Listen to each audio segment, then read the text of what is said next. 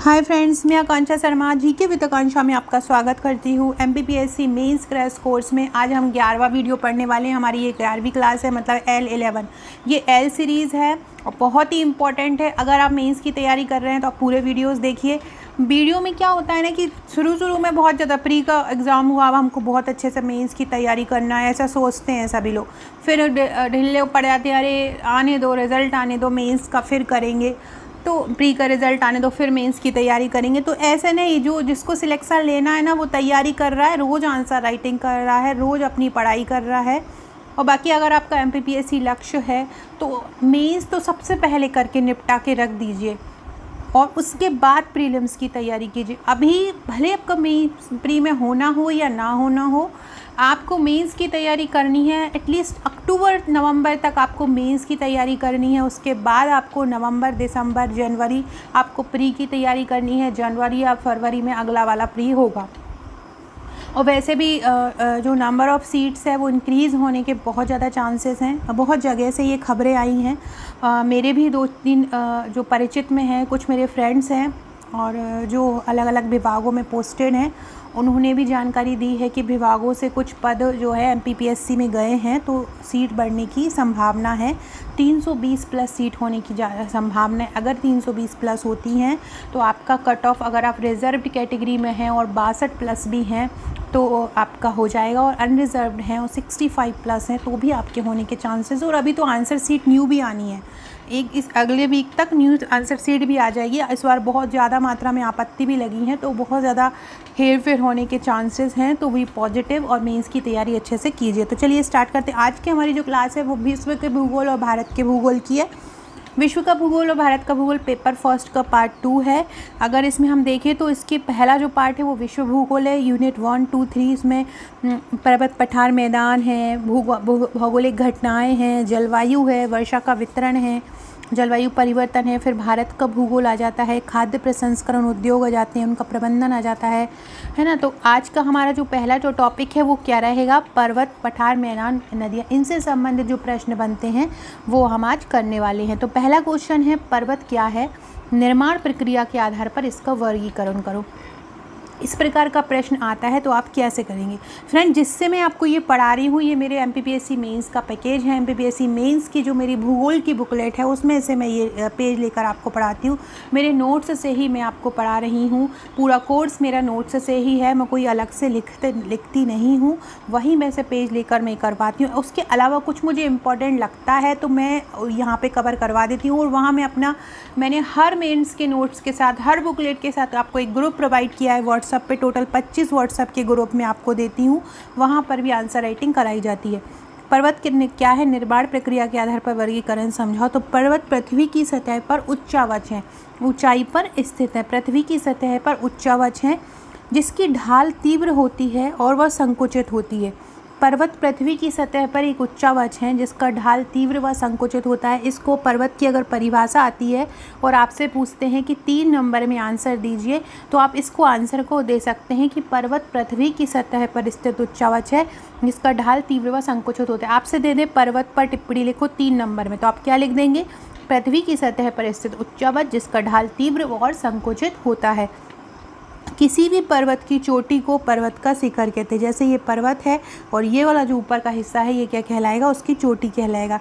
एक ही कालक्रम के एवं सक्रिय पेटी में विस्तृत पर्वत और पहाड़ियों का क्रम पर्वत श्रेणी कहलाता है। जो एक ही कालक्रम में बने हुए होते हैं, सक्रिय पेटी में विस्तृत होते हैं, उन पर्वत और पहाड़ियों का क्रम क्या कहलाता है? पर्वत श्रेणी कहलाता है। जबकि कई युगों में निर्मित पर्वत व पहाड़ियाँ पर्वत समूह बनाती हैं, और अलग अलग युगों में जो बने होते हैं वो क्या कहलाते हैं? पर्वत समूह कहलाते हैं। ये भी 3 नंबर में पूछा जा सकता है। कैसे? कि पर्वत श्रेणी किसे कहते हैं? देखिए ये मैंने ये डॉट डॉट डॉट बनाए हैं, इसलिए बनाए हैं कि आपको 3 नंबर में भी आता है तो आप लिख दें। क्वेश्चन आता है पर्वत श्रेणी, तो आप क्या लिखेंगे? एक ही कालक्रम के एवं सक्रिय पेटी में विस्तृत पर्वत और पहाड़ियों का क्रम पर्वत श्रेणी कहलाता है। आपसे पूछे पर्वत समूह, तो कई युगों में निर्मित पर्वत व पहाड़ियाँ पर्वत समूह बनाती हैं। अब है पर्वत निर्माण की प्रक्रिया के आधार पर वर्गीकरण। संपीड़न, शक्ति, तनाव, ज्वालामुखी क्रिया, अपर्दन एवं अपक्षय क्रियाओं का प्रभाव रहता है। पर्वत निर्माण किस कारण से होता है? संपीड़ित, अगर चट्टानें संपीड़ित हो जाती हैं, शक्ति, तनाव ले लेती हैं। ज्वालामुखी क्रिया के दौरान लावा एक जगह पे इकट्ठा होता रहता है, अपर्दन होता है एवं अपक्षय क्रियाओं इनके द्वारा पर्वत निर्याण की क्रिया होती है। पर्वत जो होते हैं वो दो प्रकार में मेनली होते हैं, एक होता है मौलिक पर्वत या विवर्तनिक, दूसरा होता है अपशिष्ट पर्वत। अपशिष्ट पर्वत जैसे कि अरावली का पर्वत है, सबसे पुरानी पर्वत श्रृंखला है ये, या राजमहल की पहाड़ियाँ देख लो, या नीलगिरी देख लो, या सतपुड़ा या पश्चिमी घाट, ये सभी अपशिष्ट पर्वत हैं। हम देखते हैं मौलिक पर्वत कौन कौन से हैं। मौलिक पर्वत में एक आता है वलित पर्वत। वलित पर्वत वो होते हैं जो संपीड़न द्वारा, चटकने के द्वारा संपीड़ित हो जाते हैं, संकुचित हो जाते हैं, उसके द्वारा जो बनते हैं वो क्या कहलाते हैं, वलित पर्वत कहलाते हैं। दूसरे होते हैं ब्लॉक पर्वत। ब्लॉक पर्वत तनाव शक्ति द्वारा बनते, तनाव होता है उसके द्वारा जो एक शक्ति उत्पन्न होती है जिसके कारण ब्लॉक पर्वत बनते हैं। अगला होता है गुंबदाकार पर्वत। जो गुंबदाकार जो पर्वत होते हैं वो ज्वालामुखी क्रिया द्वारा बनते हैं। ज्वालामुखी क्रिया द्वारा एक उभार सा उत्पन्न हो जाता है जिसके द्वारा ये उत्पन्न होते हैं। अगला होता है संग्रहित पर्वत। ज्वालामुखी से पदार्थ निकलते, ज्वालामुखी से जो लावा पदार्थ निकलते हैं, इकट्ठा होता जाता है तो उससे संग्रहित पर्वत बनते हैं। तो मौलिक पर्वत या विवर्तनिक मतलब अचानक से परिवर्तन के द्वारा बनते हैं।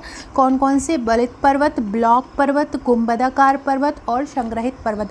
फ्रेंड्स आप देख सकते हैं मैंने किस तरह से फ्लो चार्ट का यूज़ किया है। इसी प्रकार के फ्लो चार्ट का, डायग्राम का, मैप का यूज़ आपको करना है। मध्य प्रदेश भूगोल जब आप पढ़ेंगे तो आप देखेंगे मैंने हर पेज पर मध्य प्रदेश मैप द्वारा आंसर राइटिंग कराई है। अगर आप मेरे मेंस का पैकेज लेना चाहते हैं तो मेरे मेंस की बुकलेट में आपको 41 बुकलेट मिलेंगी, जिसमें से 12 बुकलेट आपको 3 नंबर की मिलेंगी, 29 बुकलेट आपको 5 नंबर और 11 नंबर की मिलेंगी। साथ में आपको हमारे 25 व्हाट्सएप के ग्रुप मिलेंगे जहां आपको आंसर राइटिंग कराई जाएगी। अलग अलग सब्जेक्ट के, हिस्ट्री अलग, ज्योग्राफी अलग, पॉलिटी अलग, साइंस टेक अलग, फिजिक्स अलग, केमिस्ट्री अलग, ऐसे अलग अलग सब्जेक्ट के 25 ग्रुप हैं।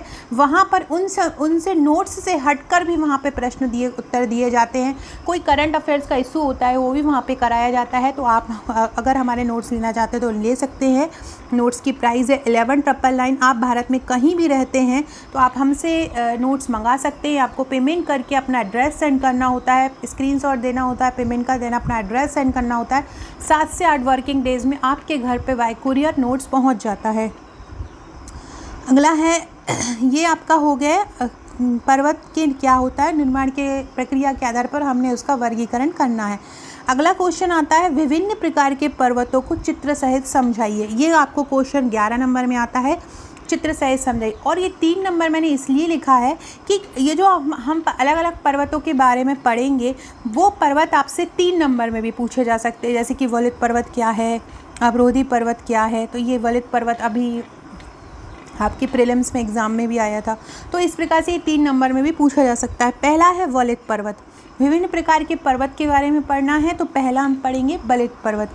जब चट्टानों में पृथ्वी की आंतरिक शक्ति द्वारा वलन पड़ जाते हैं, जब पृथ्वी आपस में शक्ति उत्पन्न करती है तो क्या होता है, चट्टानों में वलन पड़ जाते हैं, इस टाइप के वलन पड़ जाते हैं, वह मोरदार या वलित पर्वत कहलाते हैं। तो वलित पर्वत कौन से होते हैं, जब चट्टानों में पृथ्वी की आंतरिक शक्तियों द्वारा वलन पड़ जाते हैं। जब चट्टानों में पृथ्वी की आंतरिक शक्ति द्वारा वलन पड़ जाते हैं तो वो क्या कहलाते हैं, वो वलित पर्वत कहलाते हैं। इसका उदाहरण क्या है, हिमालय और रॉकी। और इस प्रकार आप उसको चित्र द्वारा इस प्रकार समझिए, ये वलन पड़ गए हैं तो ये जो पर्वत हो जाएंगे वो कौन से कहलाएंगे, वलित पर्वत कहलाएंगे। इसको 3 नंबर में भी आता है कि वलित पर्वत को समझाओ, तो आप इसको लिख सकते हैं। दूसरा है अवरोधी पर्वत। तो धरातलीय भागों में दरार या भ्रंश उत्पन्न होने पर धरातल का कुछ भाग ऊपर उठ जाता है। जो धरातल है, जैसे कि ये धरातल है, इसमें एकदम से दरार पड़ गई तो नीचे का हिस्सा कुछ ऊपर उठ जाता है और कुछ भाग नीचे धंस जाता है। ऊंचे उठे भाग को क्या बोलते हैं, ब्लॉक पर्वत कहते हैं। और नीचे जो भाग रह जाता है उसको अवरोधी पर्वत कहते हैं। क्या होता है, जो धरातलीय भाग होते हैं उसमें दरार या भ्रंश उत्पन्न हो जाती है, जिससे धरातल का कुछ भाग ऊपर उठ जाता है, कुछ भाग नीचे रह जाता है। तो जो ऊपर उठ जाता है वो ब्लॉक पर्वत कहलाता है, जो नीचे रह जाता है वो अवरोधी पर्वत कहलाता है, जैसे कि सतपुड़ा या ब्लॉक फॉरेस्ट। अगला क्वेश्चन है गुंबदाकार पर्वत। तो ज्वालामुखी उभार तथा स्थल में उभार के कारण इनकी उत्पत्ति होती है। ज्वालामुखी उभार या स्थल में उभार के कारण इनकी उत्पत्ति होती। उदाहरण है सिनसिनाटी उभार, ये अमेरिका में है, और फ्यूजियामा जापान, ये फ्यूजियामा जापान का जो फ्यूजियामा है वो भी गुंबदाकार पर्वत का उदाहरण है। ये आपका गुंबद के आकार का पर्वत दिख रहा है और ये गुंबदाकार पर्वत का उदाहरण है। अगला है संग्रहित पर्वत। तो इनका जो निर्माण होता है वो धरातल के ऊपरी मलबा आदि के धरातल में लगातार मलबा जब जमा हो जाता है तो संग्रहित पर्वत बनते हैं। उदाहरण जैसे कि रेनियर होड या यूएसए का शास्ता। फिर आपको ये डायग्राम बनवा देने हैं। डायग्राम हर में ज़रूर बनाना है और डायग्राम से क्वेश्चन भी बहुत सुंदर दिखता है और सामने वाले को पता रहता है, चक्कर वाले को, देखो इनको डायग्राम से पता है, मतलब ये रट के नहीं आए हैं। अगला है इसकी में हम लिखेंगे अब पर्वत। तो हमने ये नॉर्मली पर्वत पढ़ ली। अब पर्वत निर्माणकारी घटनाओं काल के आधार पर कौन कौन से होते हैं, तो ये होते हैं निर्माणकारी मतलब पर्वत का युग के अनुसार कौन कौन से होते हैं। तो हर्सिनियन, अल्पाइन, प्रोकैम्बियन जो कि लॉरेशियन अल्गोवन पर्वत कहलाते हैं, और होता है कैलिडोनियन। ये पर्वत के युग के अनुसार पर्वत होते हैं। इस प्रकार हमने पर्वतों का चित्र सहित वर्णन किया। अब हमारा जो अगला वीडियो में हम आंसर पढ़ेंगे इसका कि पर्वतों का निर्माण विभिन्न कालों से हुआ था, लेकिन वर्तमान परिप्रेक्ष्य में इन पर्वतों में अभी भी विकास देखने को मिल रहा है, समझाइए। ये 11 नंबर में आपसे पूछ सकते हैं, तो इसका प्रश्न का उत्तर हम कल पढ़ेंगे। सो फ्रेंड, वीडियो अच्छा लगा हो तो लाइक शेयर सब्सक्राइब जरूर कीजिएगा। और अगर आपने हमारे WhatsApp, Telegram, Facebook, Twitter, Insta से नहीं जुड़े हैं तो उनसे जुड़ जाइएगा। और अगर आपका नंबर मेरे पास सेव नहीं है तो व्हाट्सएप पर सेव करवा दीजिएगा अपना नंबर, ताकि आपको मेरे स्टेटस मिलते रहें। Okay friends, thank you.